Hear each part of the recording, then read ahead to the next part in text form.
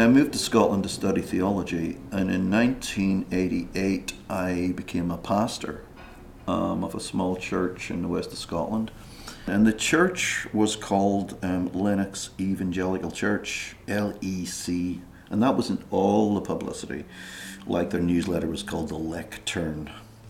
The youth group was called The Cell, which is LEC backwards. So they used the initials of the church and everything. But when I was a pastor there, I thought it would be good to have some sort of thing happening with the young people where we had a bit of rock music and maybe a bit of contemporary worship, maybe some theatre, just to get young people involved, get them out in the streets, take them around the country a bit, you know, almost like a little touring group of young people. And so the Electrics was the rock band, LEC is in there. People always ask me where we got the name from, but it's just because LEC was in the church title, that was it. And the Electrics became this rock band who played a Christian festival 1988, and by the end of that year we were touring in Portugal and France and Spain almost instantly. Now we all had, the guys had jobs and I was a pastor, so I couldn't do long tours, but we were, doing 2 weeks out here and lots of weekends.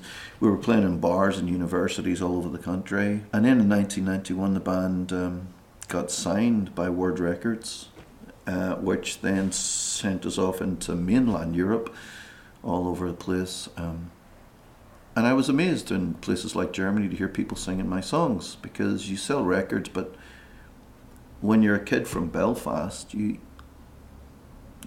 not actually aware that anyone's really buying. And then a guy from California, from San Francisco, we were just coming to the end of one of our European record deals, and this guy was over at a festival in Germany and heard us play and asked us if we'd signed to his American label. And so we signed with them and did a whole bunch of touring out here in the States. So it was just four guys really who were friends, who just wanted to do something in their church. And we never tried to get record deals. We've never tried. I've never ever asked for one in my life. It just seemed that we were in the right place and they kept coming along. I was playing bass in a band in the UK called In For A Penny. That was just a rock band, but the guitarist of that band and I, when it split, decided to stay together. And I hadn't really been writing songs. I'd always just been a bass player.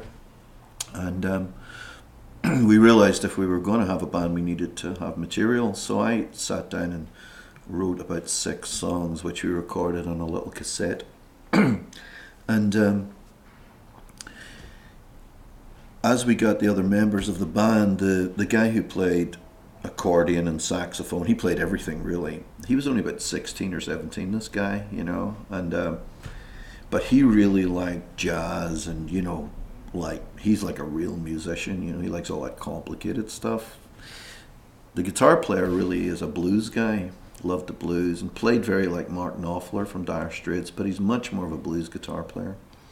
The drummer was a heavy metal drummer in the band he was in before, and I'd grown up listening to country music, and so we had this odd mixture of music.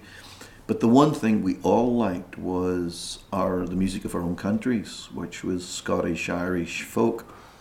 And folk rock, although in America and Australia people think, because of bands like Flogging Molly today and Dropkick Murphys, they think that this is some new thing. But folk rock has been around for 30 odd years, maybe a bit more. So it wasn't really a new thing.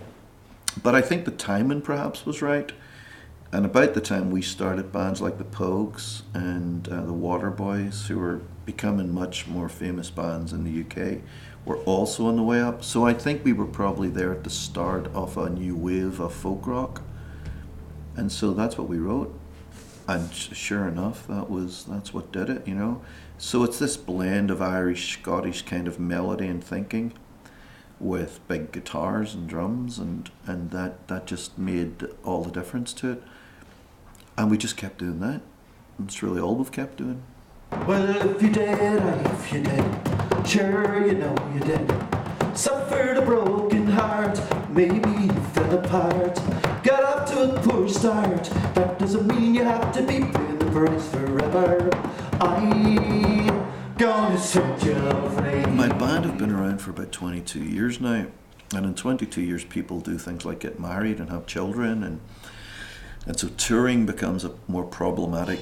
Guys just don't want to be away, well, especially when they've got young children. They just don't want to be on the road. So that was one thing. The other thing was, just a whole bunch of personal stuff, and I really felt I needed to just cut back on how much I was away, because the Electrics would be away every weekend in Europe, and then doing American tours. But I decided that I needed to be around a bit more, just to try and figure some stuff out, and to see if being around would help. And so I went and I taught children with behavioral problems. I got an acoustic guitar, and I'm a bass player. I'm not much of a guitar player. And I was offered a chance to come to America for a month, so I did. And I made a little acoustic album that would be a bit more like what I was doing, because my band were a rock band. So, you want the album to be a bit more like what you're actually doing. And amazingly, people seem to like it. I was under no illusion that they may not like it, because I'm not a great guitar player, but amazingly they did. And the years of touring with the Electrics had given me a big enough fan base to keep going. So it was mainly people who liked the band booked me. But that has grown over the years. Lots of Irish music just sort of sing in reply. Away you go, Maladio, away you go a travelling, oh, it would be your